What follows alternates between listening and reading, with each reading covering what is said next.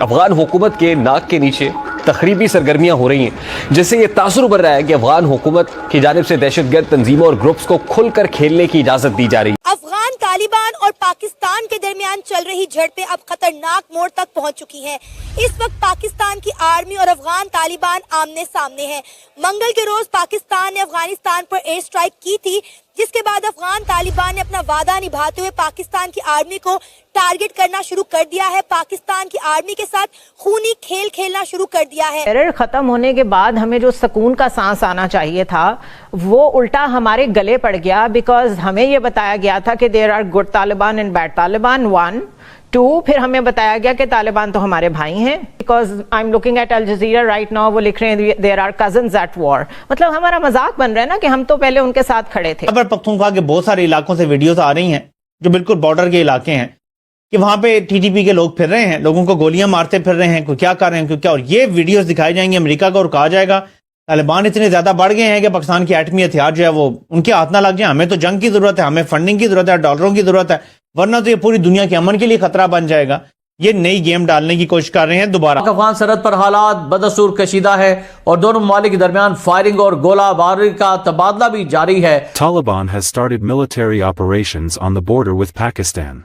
The heavy clashes on the Afghanistan-Pakistan border has killed 19 Pakistani soldiers and 3 Afghan civilians. हमारी policy साजों को सोचना चाहिए कि हमने जो इतने सालों तक एक पॉलिसी चलाई अफगानिस्तान के हवाले से, तालिबान के हवाले से, आज हमें उसका कौन सा फल काटने का मिल रहा है। Afghan border forces have set on fire several Pakistani military posts in the Ali Shir district of Khost province and captured 2 Pakistani posts. जय हिंद दोस्तों, आप लोगों ने तो सुना ही होगा पाकिस्तान का गजवा हिंद वाला नारा। ये गजवा हिंद वाला फार्मूला पाकिस्तान निकाला था, पर यकीन मानो दोस्तों अब इस फार्मूले को तालिबान पूरी तरह से पाकिस्तान पे अप्लाई किया है। इस वक्त पाकिस्तानियों का जीना हराम कर रखा है तालिबानियों ने। तो चलिए आइए देखते हैं दोस्तों आज का ये वीडियो। उम्मीद करता हूँ आप लोग को ये वीडियो अच्छा लगेगा। अगर अच्छा लगता है तो please like, comment, share, subscribe जरूर करें। जय हिंद। स्टेटमेंट दिया उन्होंने कहा कि पाकिस्तान, उनके मुत्तकी ने, फॉरेन मिनिस्टर मुत्तकी ने कहा है पाकिस्तान हमें कमतर समझता है इसलिए हमले किए हैं पाकिस्तान में। डॉक्टर साहब ये क्या बात है साहब? उन्होंने 7 मिसाल रशिया की दी है, 7 मिसाल अमेरिका की दी है, उन्होंने कौन सी मिसाल नहीं दी? और क्या खंडर बना के रख देंगे, खंडर बनावाएंगे। उन्होंने कहा तुम्हारे पास तो ऊपर से उड़ते हो ना, अब 16 लेके अंदर घरों में घुस जाएंगे तुम्हारे। ये जगह उन्होंने दोबारा अफगानिस्तान, जितने पाकिस्तान दुश्मन ताकतें होंगी उनको उन्होंने लीज पे देना है अफगानिस्तान। और ये कई दुनिया के अंदर इंटरेस्ट मौजूद है, क्योंकि आप हमेशा भाग के अपने भाईजान चाइना के कुछड़ चढ़ जाते हैं। अब ये डिसाइसिव मोमेंट आ चुका है, you have to protect Pakistan.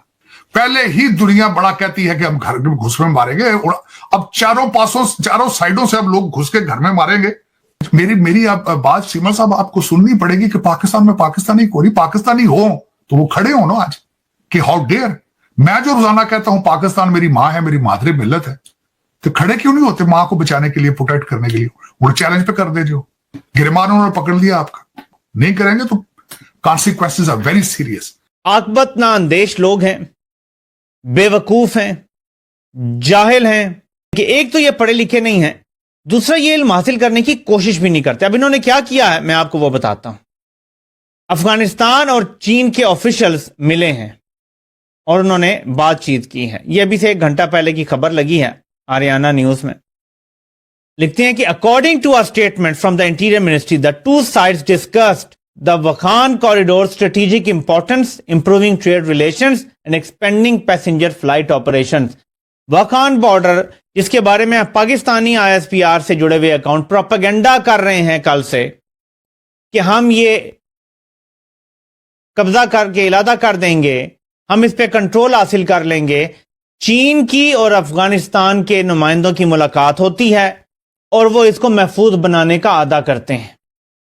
वो ये कहते हैं कि इसको महफूज भी बनाया जाएगा, इसका ख्याल भी रखा जाएगा, क्योंकि ये वो वाहिद कॉरिडोर है जो चीन को अफगानिस्तान से बराह रास्त जोड़ता है। चीन के स्ट्रेटेजिक इंटरेस्ट हैं इस कॉरिडोर में। अब आप मुझे बताएं, क्या वो लोग पाकिस्तान के दोस्त हो सकते हैं जो चीन को जानबूझ के नाराज कर रहे हैं जी हम वखान बॉर्डर को अनेक्स कर देंगे?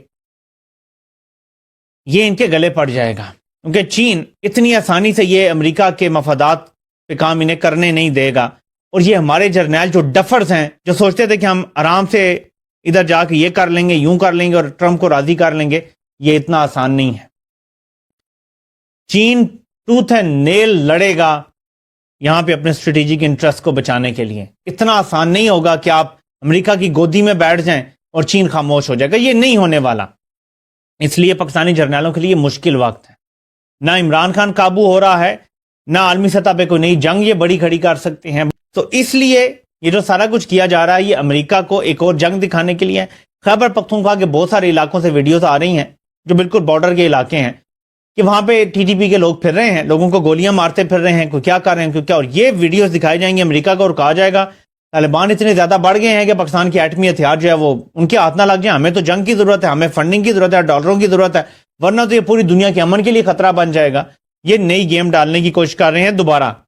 वो कहते हैं ना, नई बोतल में पुरानी शराब, ये बिल्कुल वही किया जा रहा है। नई बोतल में पुरानी शराब डालने की कोशिश की जा रही है। लेकिन ट्रंप, मेरा नहीं ख्याल कि इनके बहकावे और बहलावों में आएगा और ये नई जंग शुरू करना इनका एक ख्वाब ही रह जाएगा जिसे ये शर्मिंदा ताबीर नहीं कर सकेंगे। और यूएस हमें कहता था कि पाकिस्तान डबल पॉलिसी चलता है, अंदर से उन्हें सपोर्ट भी करता है और हमें गलत इंफॉर्मेशन भी देता है। So now we are on our own. This is the time के गवर्नेंस के लेवल पे और स्टेट के लेवल पे पाक फौज के साथ खड़ी होकर इक्वली डिलीवर करे। वो नहीं नजर आ रहा, टू बी ऑनेस्ट। देखें, अल जजीरा हो या बाकी दुनिया का जो आपने हवाला दिया, इस तरह के बयानात क्यों आ रहे हैं? आपने खुद ही कहा कि हमने उनको गुड और बैड तालिबान की जो है वो उस तकसीम में उनको देखना शुरू कर दिया था। और एक जमात के बानी की तरफ से जब इस तरह के बयानात आना शुरू हुए थे कि ये बहुत अच्छे तालिबान है, हमें देखना पड़ेगा, हमारे भाई हैं, और उनको ला के बाकायदा तौर पर वहां पे आबाद किया गया, जिसका खमियाजा आज कुरम के अंदर, पारा चनार के अंदर मासूम बच्चों से लेके बीमारों तक, जवानों और बूढ़ों तक हर शख्स जो है वो भुगत रहा है। इसमें कोई शक नहीं है कि जिस तरीके से उस इलाके का मुआसरा किया गया है आज, और तरजीहात क्या है उस सूबे की हुकूमत की। आप उनसे जो मर्जी बात कर लें, वो कहते हैं ये खबर ही झूठी है। कब तक डिनाइल में रख के वो मीडिया को भी कन्फ्रंट करते रहेंगे? और वहां पे अगर बच्चों की मौत तक बात आ गई है और ये गवर्नेंस का फुकदान है, इसमें मैं कोई एलिमेंट और नहीं ला रही। आप सिंपल दवाइयां नहीं प्रोवाइड कर पा रहे। वहां पे रोड क्लोजर्स, जो जिरगा गया है वो खुद रास्ते बदल बदल के वापस पहुंच रहा है, वो खुद नहीं जा रहा उन रोड्स के ऊपर। मतलब अगर जिरगा सेफ नहीं है तो फिर कौन सेफ है? इसका हल क्या है? देखिए, मैं समझता हूं कि हमारे अनफॉर्चुनेटली मुल्क के अंदर हर चीज़ पॉलिटिसाइज हो गई है। हमने जो हमारी, देखिए, गवर्नमेंट की प्राइमरी रिस्पॉन्सिबिलिटी जो है वो लोगों की वेलबींग है। हम लोगों की वेलबींग को सेकंड नंबर पर रखा हुआ है और अपने लीडर जो हैं उनकी प्रोटेक्शन और लीडर के इंटरेस्ट को हमने प्राइमरी रखा हुआ है। सो ये जो क्वेश्चन है कि आपने वहां पे मेडिसिन नहीं पहुंचाई, आपने वहां पे गलत मेडिसिन पहुंचाई, आपने लेट पहुंचाई।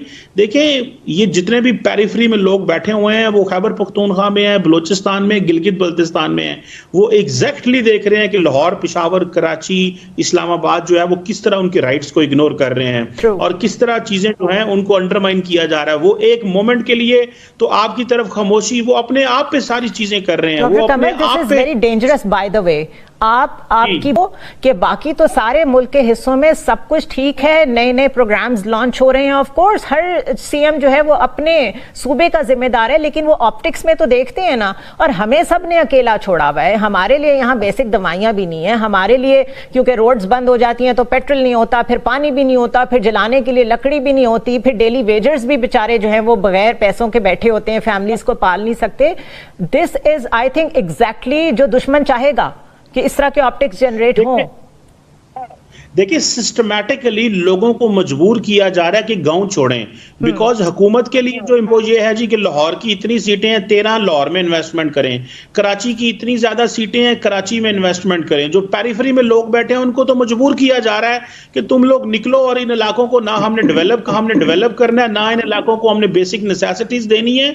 सो ये जो सिस्टमैटिक एंड फोर्सफुली लोगों को माइग्रेशन की तरफ मजबूर किया जा रहा है, बिकॉज आपने उनको इतना ज्यादा आउटडेटेड कर दिया है, उन तक चीजें नहीं पहुंच रही कि उनके लिए मजबूरियां पैदा हो गई हैं कि वो अपना घर बार सब कुछ, अपॉर्चुनिटीज नहीं मिल रही, वो छोड़ के निकल रहे हैं। सो ये मैं समझता हूं कि ये, और फिर जो लोग वहां पर रह गए हैं वो जब शहरों में आते हैं तो महसूस करते हैं कि ये तो डिफरेंट जिंदगी है। जैसे बलूचिस्तान के लोग इस्लामाबाद, लाहौर, कराची आके महसूस करते हैं ये तो हम डिफरेंट दुनिया में रह गए हैं। तो फिर हम देखें ये इक्वल अपॉर्चुनिटी ना होना और पॉलिटिक्स को अहमियत देना और सिर्फ एमएनए और एमपीए के नंबर के हिसाब से देखना और आम अपनी आवाम पॉलिटिकल को मैनूवरिंग को ठीक रखें, बाकी लोगों का किसी को ख्याल नहीं है। इस वक्त ये हालात हो गए।